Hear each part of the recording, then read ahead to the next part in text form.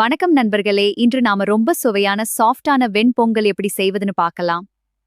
இதுக்கு தேவையானது அரிசி, பாசிப்பருப்பு, மிளகு, சீரகம், இஞ்சி, நெய், முந்திரி எல்லாமே சிம்பிள் இன்கிரீடியன்ட்ஸ். முதல்ல பாசிப்பருப்பை லேசா வறுத்துக்கோங்க, நல்ல வாசனை வரும்.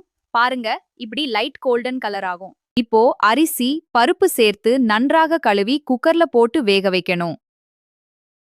1 கப் அரிசிக்கு அரை கப் பாசிப்பருப்பு பயன்படுத்தவும். இதை குக்கர்ல சாஃப்டாக வேக வைக்கணும். பொங்கல் மென்மையாக இருக்கணும். வேகியதும் கொஞ்சம் மசித்தா கிரீமி டெக்ஸ்டர் கிடைக்கும்.